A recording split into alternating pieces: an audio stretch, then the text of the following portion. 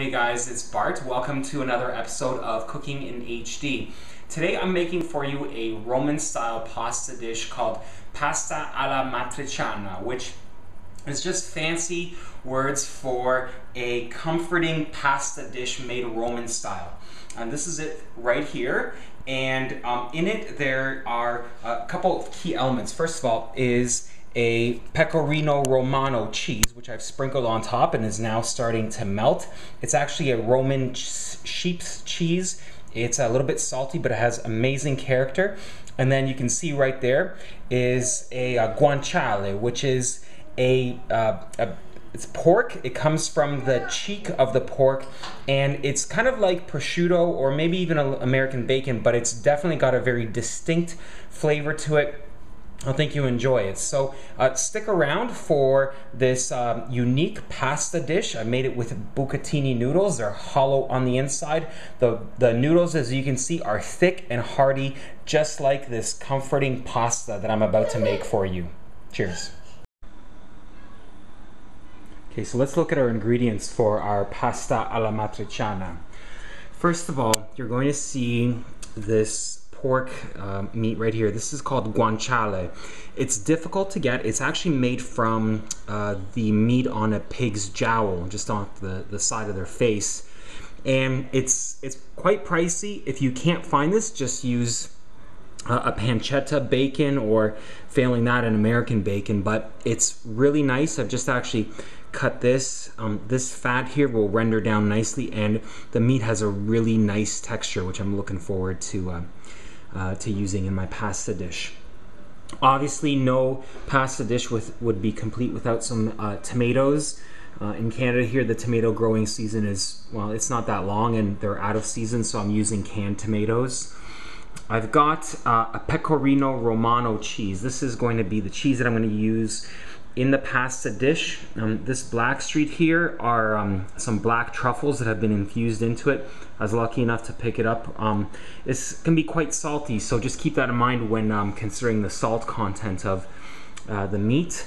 I've got about 4 cloves of garlic, some red pepper flakes, and a couple of medium-sized yellow onions, and of course some bucatini noodles. These guys are hollow in the middle, and they're a little bit thicker than regular spaghetti noodles. And of course we've got some vino tinto, red wine. Okay, so here are our canned tomatoes.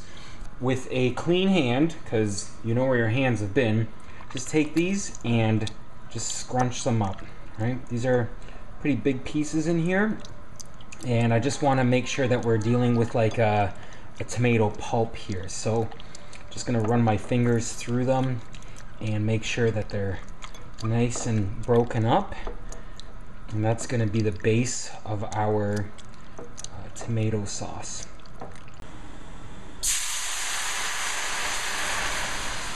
So into the hot water will go my onions.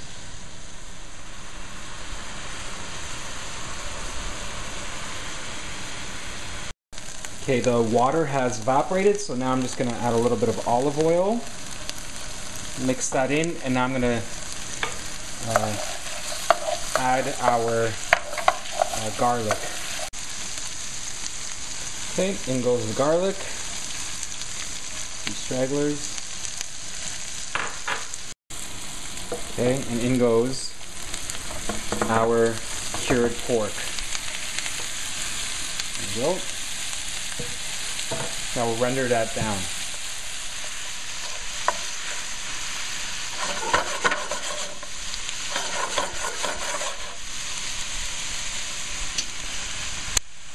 Okay, now we're going to add some red pepper flakes. Not too much, because I want my daughter to eat these, so I don't want to make it too hot. Okay, now that the guanciale has rendered down, we're going to add all of the tomato juice, the tomatoes, and mix it together.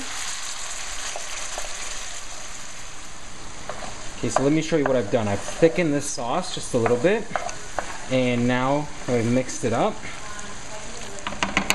I'm going to add the bucatini noodles. And literally I'm just going to fish them out like this and then drop them right in. Let them cook together. And don't worry if you get some water in there. That's all part of the experience. And the water's been salted, so it's it's just going to add to the flavor of the sauce. It's a little bit starchy, so it'll make it nice and creamy.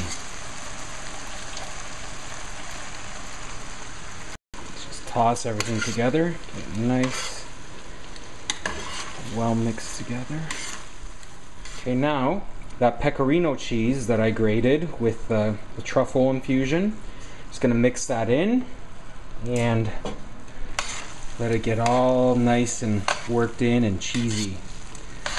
And then only once I've done that am I going to actually season this with salt and pepper, because as I said, the pecorino cheese is quite salty, and I don't want this to be overly salty. So now that the cheese is mostly has been incorporated in, now I can actually taste it, and then I can get a sense of just whether I need any more salt.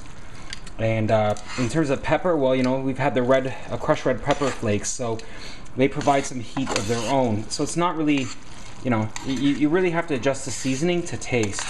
And the sauce is just getting really creamy now. That's outstanding. All right, here we go.